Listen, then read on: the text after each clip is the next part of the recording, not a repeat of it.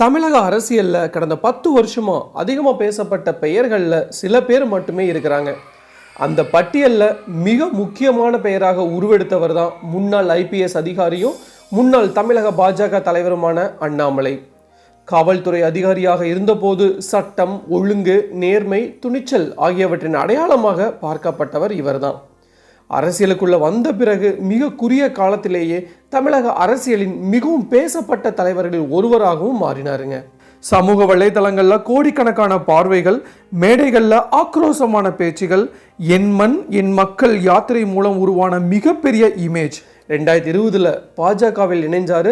2021 மாநில தலைவராக உயர்ந்தார். திமுக அரசுக்கு எதிரான தொடர் விமர்சனங்கள், ஊழல் குற்றச்சாட்டுகள், ஆளும் கட்சியை நேரடியாக சவால் செய்த அரசியல் பாணி என தமிழக அரசியலில் தனக்கென ஒரு அடையாளத்தை உருவாக்கினார்.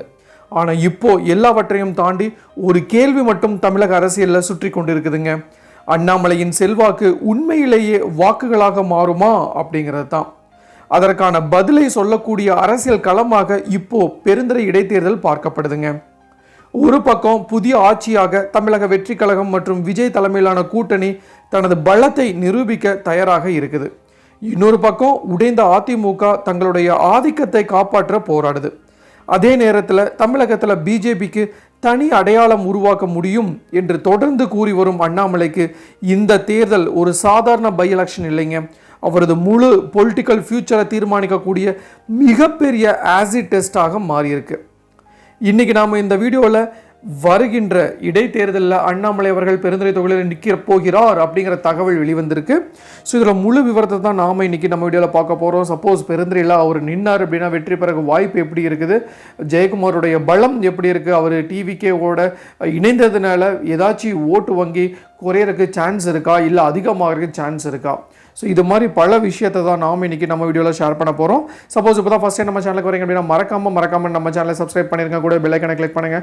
அப்படின்னா தான் இது மாதிரி இன்ஃபர்மேட்டிவ் வீடியோ உங்களால் ரெகுலராக பார்க்க முடியுங்க. வாங்க வீடியோக்குள்ளே போகலாம்.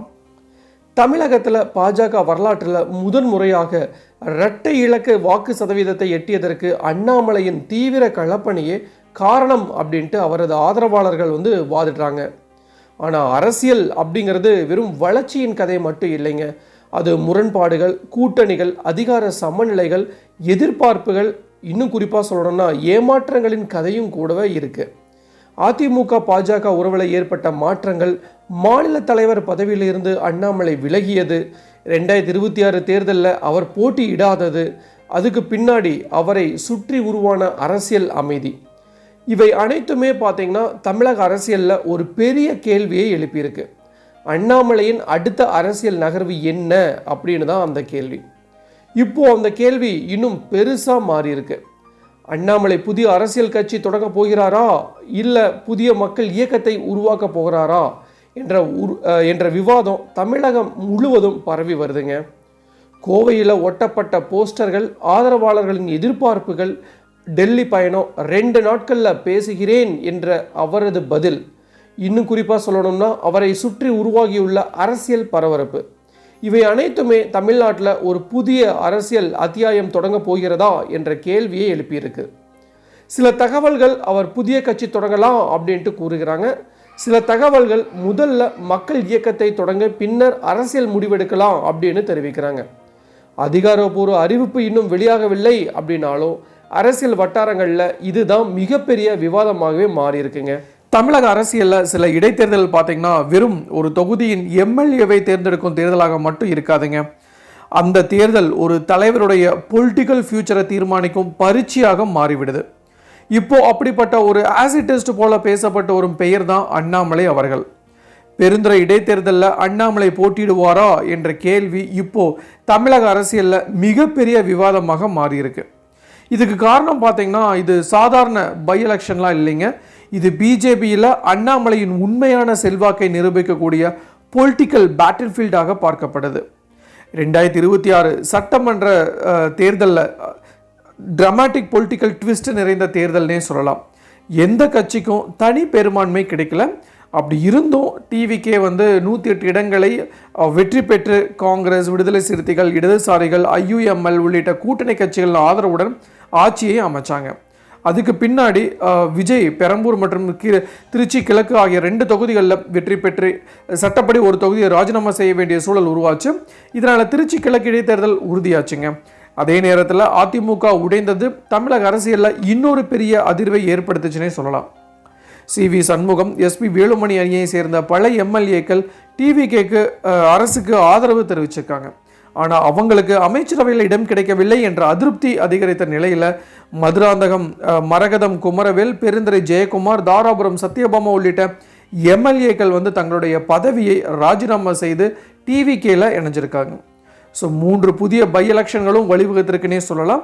அதில் முக்கியமாக பேசப்படுவது பெருந்துறை தொகுதி. ஏன் அப்படின்னா அது மேற்கு மண்டல அரசியலில் மனநிலையை தீர்மானிக்கும் தொகுதியாக பார்க்கப்படுதுங்க. அந்த தொகுதியில் அண்ணாமலை போட்டியிட்டால் என்ன ஆகும் என்ற விவாதம் பிஜேபி கேடர்களிடையே மிகப்பெரிய எக்ஸைட்மெண்ட்டை உருவாக்கியிருக்கு. அண்ணாமலை அவர்கள் தமிழக அரசியலில் ஒரு அன்யூஸ்வல் ஃபினாமினானே சொல்லலாம். அவர் ட்ரெடிஷ்னல் பொலிட்டிக்கல் பேக்ரவுண்டில் இருந்து வரல. பட் இருந்தாலும் அவர் ஒரு ஃபார்மர் ஐபிஎஸ் ஆஃபீஸர் என்ற image, aggressive speeches, corruption allegation against Dravidian parties, direct communication style, social media branding, இவை அனைத்துமே அவரை பிஜேபியின் கேடருக்கு புதிய எனர்ஜி கொடுத்ததாக அவரது ஆதரவாளர்கள் கூறிட்டு இருக்காங்க. 234 தொகுதிகளையும் சுற்றி நடந்து மக்கள் சந்திப்பு நடத்தியது தமிழ்நாடு பாலிடிக்ஸில் ரேர் கேம்பெயின் மாடல்னே சொல்லலாம். இதுக்கு முன்னாடி பிஜேபி தமிழகத்தில் urban upper middle class party என்ற பெர்செப்ஷனில் இருந்துச்சு. ஆனால் அண்ணாமலை அவர்கள் அந்த இமேஜை பிரேக் செய்ய முயற்சி செஞ்சாங்க. 2024 லோக்சபா தேர்தலில் கோவை தொகுதியில் போட்டியிட்டு தோல்வி அடைஞ்சாலும் பிஜேபி ஓட் ஷேர் இன்க்ரீஸ் ஆனது அவருடைய சப்போர்ட்டர்ஸ்க்கு கான்ஃபிடன்ஸ் கொடுத்துச்சுன்னே சொல்லலாம். அவர் கூறியபடி பிஜேபி ஓட் பர்சன்டேஜ் அரௌண்ட் 11% வரை உயர்ந்தது என்பது தான் பார்ட்டி கேடர்களிடையே பெரிய மோரல் பூஸ்டராக பேசப்பட்டு வருது. ஆனால் கிரிட்டிசிஸ் வேறு ஆங்கிளில் சொல்கிறாங்க. ஓட் ஷேர் உயர்ந்தது சரிதான், ஆனால் விக்ட்ரி எங்கே அப்படிங்கிறது தான் அவங்களுடைய கேள்வியே. அதுக்கு காரணம் 2021 அரவக்குறிச்சியில் தோல்வி, 2024 கோவையில் தோல்வி. 2 பெரிய எலெக்ஷன்லையும் அண்ணாமலை வெற்றி பெறவில்லை. அதனால் சோசியல் மீடியா பாப்புலாரிட்டி ரியல் ஓட்டர்ஸாக கன்வெர்ட் ஆகிறதா என்ற கேள்வி தொடர்ந்து எழுந்துட்டு வருது. இப்போ அதற்கான டைரக்ட் டெஸ்டாகவே பெருந்துறை பை எலெக்ஷன் பார்க்கப்படுதுங்க. ஸோ பெருந்துறை அப்படிங்கிறது சாதாரண கன்ஸ்டியூஷனில் கிடையாது. கொங்கு பெல்ட் பாலிடிக்ஸில் caste arithmetic, business community influence, counter vote bank, AIADMK traditional strength, BJP emerging presence எல்லாமே மிக்ஸ் ஆன காம்ப்ளெக்ஸ் பொலிட்டிக்கல் ஃபீல்டுனே சொல்லலாம். அண்ணாமலை கரூர் பெல்ட்டை சேர்ந்தவர் என்பதால் வெஸ்டர்ன் டிஸ்ட்ரிக்டில் அவருக்கு செட்டன் கம்யூனிட்டி கனெக்ட் இருக்குது அப்படின்னு அவரது சப்போர்ட்டர்ஸ் நம்புகிறாங்க. குறிப்பாக பார்த்தீங்கன்னா ஏஐஏடிஎம்கே ஸ்பிட் ஆன சூழலில் anti DMK and anti TVK votes consolidate ஆனால் பிஜேபி சர்ப்ரைஸ் கிரியேட் செய்யலாம் என்பதே அவங்களுடைய கால்குலேஷன். அதே நேரத்தில் இன்னொரு முக்கிய ஃபேக்டர் மக்கள் பார்ட்டி ஸ்விட்சிங் எம்எல்ஏக்களை எப்படி பார்க்குறாங்க அப்படின்னு தான். ஸோ பெருந்துறையில் எம்எல்ஏ ஜெயக்குமார் அவர்கள் ஏடிஎம்கேல இருந்து விலகி டிவிகேல சேர்ந்திருப்பது லோக்கல் ஓட்டர்ஸ்க்கு எப்படி இம்பாக்ட் செய்யும்? சில அனாலிஸ்டிஸ் என்ன கூறுறாங்க அப்படின்னா, மக்கள் ஆப்பர்ச்சுனிட்டிஸ் பாலிடிக்ஸ் என்று பார்த்தால் சிம்பாத்தி பிஜேபி கேண்டிடேட்டுக்கு செல்ல வாய்ப்பு அதிகமாக இருக்குது. அப்படிப்பட்ட சூழலில் அண்ணாமலை ஃபீல்டில் வந்தால் எலெக்ஷன் நேஷனல் அட்டென்ஷன் பெறும். ஏன்னா அவர் campaign style itself high வோல்டேஜ்னே சொல்லலாம். Strong speeches, direct attack, media attraction, digital mobilisation, by எலெக்ஷனை ஸ்டேட் வைடு ப்ரெஸ்டீஜ் பேட்டிலாக மாற்றக்கூடியவர் இவர் தான். அதனால தான் இந்த எலெக்ஷன் அவருடைய பொலிட்டிக்கல் கேரியரில் டேர்னிங் பாயிண்டாக பார்க்கப்படுதுங்க. இன்னொரு ஆங்கிளில் பார்க்கும்போது இந்த பை எலெக்ஷன் டிவிகேக்கு ரொம்ப ரொம்ப முக்கியம். இதுக்கு காரணம் புதிய ரூலிங் பார்ட்டி என்ற நிலையில் every by election becomes referendum on government popularity. So Vijay wave இன்னும் இருக்கிறதா? Alliance instant woman welfare schemes, farmer promise, cabinet expense discussion இவை கிராஸ் ரூட் ஓட்டர்ஸ்க்கு இம்பாக்ட் செய்துள்ளதா என்பதற்கான முதல் எலக்ட்ரல் டெஸ்ட் தான் இந்த by election. ADMK stronghold அங்கு டிவிகே பர்ஃபார்ம் செய்தால் அது பெரிய பொலிட்டிக்கல் ஸ்டேட்மெண்ட்டாக மாறிடுங்க. ஸோ டிவிகே, ஏடிஎம்கே, டிஎம்கே எல்லாருக்கும் இந்த பை எலெக்ஷன் ப்ரெஸ்டீஜ் பேட்டில்னே சொல்லலாம். ஸோ சோசியல் மீடியாவில் தற்போது பார்த்தீங்கன்னா 2 நெரேட்டிவ்ஸ் ஓடிக்கொண்டிருக்குது. ஒன்று, Annamalai should prove himself now. மற்றொன்று, தமிழ்நாடு பாலிடிக்ஸ் சோசியல் மீடியாவில் இல்லை, பூத்தில் டிசைட் ஆகும்.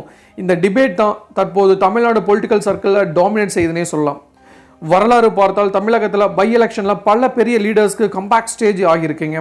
சிலருக்கு பொலிட்டிக்கல் டவுன்ஃபால் கூட தொடக்கமாகவும் மாறியிருக்கு. அதனால் பெருந்திர பை எலெக்ஷன் வெறும் ஒரு கான்ஸ்டிடியூன்சி எலெக்ஷன் இல்லை, அது அண்ணாமலையின் political relevance, BJP future strategy, TVK government strength, AIADMK split impact, இந்த நான்கையும் ஒரே நேரத்தில் அளக்கும் பொலிட்டிக்கல் லெபார்டரியாக மாறியிருக்கு. இன்னைக்கு தமிழக அரசியலில் எல்லாரும் காத்திருக்கிற ஒரே விஷயம், அண்ணாமலை உண்மையிலேயே களத்தில் இறங்குவாரா அப்படின்னு தான். ஸோ எது எப்படியோ பெருந்துறை பை எலெக்ஷனில் அண்ணாமலை அவர்கள் நின்னா நிச்சயமாக அவருக்கு ஓட்டு வங்கி அதிகமாக கிடைக்கும், ஈவன் வெற்றி பெறக்கும் வாய்ப்பு அதிகமாகவே இருக்குது அப்படின்னு தான் மக்கள் அனைவருமே கருதுறாங்க. ஸோ இதுதான் நான் இன்றைக்கி உங்களுக்கு சொல்ல வர வேண்டிய விஷயங்க. டெஃபினட்டாக யூஸ்லாம் இருக்குன்னு நினைக்கிறேன். ஸோ இன்னும் காலம் தான் பதில் சொல்ல வேண்டும், கொஞ்சம் வெயிட் பண்ணி பார்க்கலாம் என்ன நடக்க போகும் அப்படின்ட்டு. ஸோ மீண்டும் இன்னொரு நாள் இது மாதிரி சுவாரஸ்யமான இன்ஃபர்மேட்டிவ் வீடியோவுடன் உங்களை சந்திக்கும் வரை உங்களிடமிருந்து விடைபெறுவது உங்கள் மஞ்சள் மாநகர மைந்தன் சிவா.